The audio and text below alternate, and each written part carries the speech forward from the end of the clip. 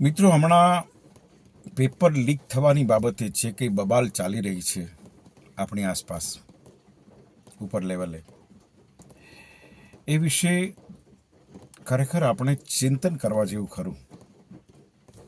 કેવું કેવું થાય છે આ, અને શું કામ થાય છે? કવિની નજર પણ આવી નાજુક બાબતો ઉપર હોય છે. એની કલમ પણ આવી નાજુક બાબતોને કંડારી શકે છે. કવિ શ્રી ભાવિન ગોપાણીએ એક સુંદર રચના આ બાબતને સાંકળીને લખી છે. સાંભળજો, બહુ જ સુંદર રચના છે, બહુ જ સુંદર ગૂઢ અર્થ છે એમના.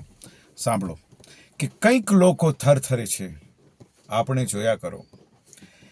કંઈક લોકો થરથરે છે, આપણે જોયા કરો. બાકીના જોયા કરે છે, તો આપણે જોયા કરો. આપણા મનમાં વસી છે કાયરોની ટોળકી. સાંભળજો ધ્યાનથી કે આપણા મનમાં વસી છે કાયરોની ટોળકી, જે સતત ગાતી ફરે છે, આપણે જોયા કરો. અને સાવ ધીમે એ તરફથી આ તરફ આવી જવા.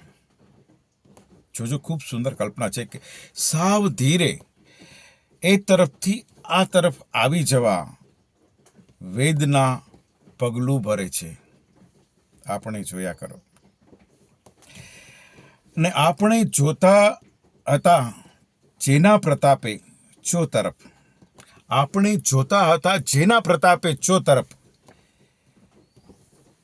આખરે દીપક ઠરે છે, આપણે જોયા કરો. આપણે જોતા હતા જેના પ્રતાપે ચો તરફ, આખરે દીપક ઠરે છે, આપણે જોયા કરો. અને જે અહીં પૂરા થવા હકદારને લાયક હતા. બહુ સુંદર કલ્પના છે, સાંભળજો કે જે અહીં પૂરા થવા હકદારને લાયક હતા, સ્વપ્ન એ સળગી મરે છે, આપણે જોયા કરો. અને અંતિમ પદ છે કે આપણે જોયા કરીશું એમને વિશ્વાસ છે. જોજો, આ એક બહુ જ નરી વાસ્તવિકતા છે આપણા બધા માટે કે આપણે જોયા કરીશું એમને વિશ્વાસ છે. આપણે જોયા કરીશું એમને વિશ્વાસ છે. એમનો હેતુ સરે છે, આપણે જોયા કરો. વાહ વાહ ભાવિનભાઈ, બહુ બહુ બહુ સુંદર રચના છે. એમનો ખૂબ ખૂબ ધન્યવાદ પ્રગટ કરું છું કે આવી સુંદર રચના મને બોલવા મળી અને આપ સૌ સમક્ષ શેર કરવા મળી. આપ સૌને પણ ગમી હોય તો લાઈક કરજો, મારી આ ચેનલને સબસ્ક્રાઈબ કરજો. Thank you.